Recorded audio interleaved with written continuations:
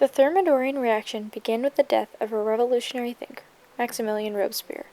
Thermidorians set out to make a conservative republic free of centralized power, strict economic control, contrived religion, and national terror.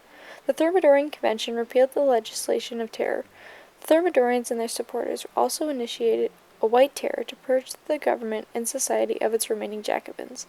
In August 1795, they passed a new constitution that dissolved the National Convention and replaced it with the Directory. In its short 15-month life, the Thermidorian regime was unpopular with most people.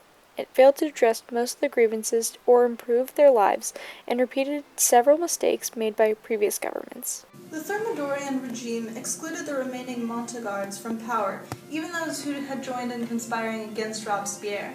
The White Terror of 1795 resulted in numerous imprisonments and several hundred executions, almost exclusively of people on the political left. These numbers, while significant, were considerably smaller than those associated with the previous Reign of Terror, which killed over 40,000. The events of the Ninth Thermidor proved to be a turning point in the revolutionary process. The Thermidorian regime that followed proved to be an unpopular one, facing many rebellions after its execution of Robespierre and his allies.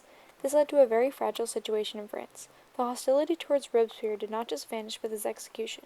Instead, the people decided to blame the people who were involved with Robespierre in any way, namely the many members of the Jacobin Club, their supporters, individuals suspected of being past revolutionaries, and the violent suppression of the sans-culottes. The massacre of these groups became known as the White Terror.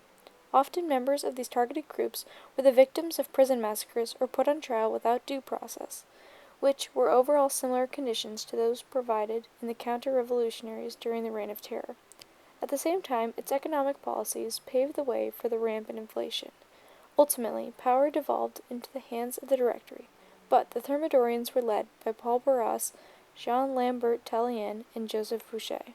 The Thermidorians attempted to correct what they perceived to be the tyrannical rule of Robespierre with the creation of a new constitution in the year 3, which instated a new system of reactionary government, the French Directory. The Directory was made up of a bicameral legislature and an executive force of 5 directors. The legislature was made up of the Council of 500, a lower house of 500 delegates ages 30 and over, whose job was to propose legislation, and the Council of Ancients, an upper house of 250 delegates ages 40 and over, whose job was to accept or veto the legislation and appoint government officials, including directors. New directors were chosen each year. To be selected, they had to be at least 40, to have previously served as either a minister or deputy, and to be nominated by the Council of 500. One of the main aims of the reactionary government of the Directory in the Constitution of the Year 3 was to establish stability in the chaotic society which had developed under the Committee for Public Safety. Other than by executing many leftist Jacobins, this was done by a general return to the way things were before the Revolution. There was a revival in Catholic worship as the convention repealed the civil constitution of the clergy soon after the Thermidorian reaction. There was also an increase in frivolous lifestyles, as were popular in pre-revolution France. There were more parties, plays, and prostitutes. In fact, the Thermidorian reaction was really a revolution of the holders of property, a victory for the bourgeois, who were no longer so limited by the threat of the guillotine at any display of opulence. The only significant difference is that there is now a great increase in social mobility, as class and position was no longer determined by rank or ancestry, instead by commerce, professions, and landholding. Part of this frivolity was the reopening of many salons. During the Terror, many revolutionary-minded women perished, including Olympe de Gouges, author of A Declaration of the Rights of Woman. A woman named Madame de Stael remained and reopened her salon and continued to write and to question Napoleon until her banishment from Paris in 1803.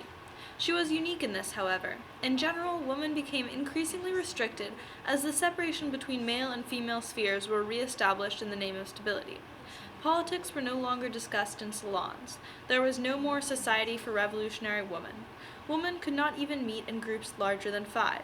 Their place was the home. Back in the political sphere of men, There was a void ready to be filled by military power. The most significant threat to the Directory was from the Royalists. In Paris, they rioted October 5th, 1795. This riot was subdued quickly by the military, but 2 years later, Count of Provence claimed his right as Louis XVIII and his intention to restore the monarchy. General Napoleon Bonaparte sent subordinate commander General Augereau in 1797 to take charge of the military in Paris and arrest royalist councils in retaliation.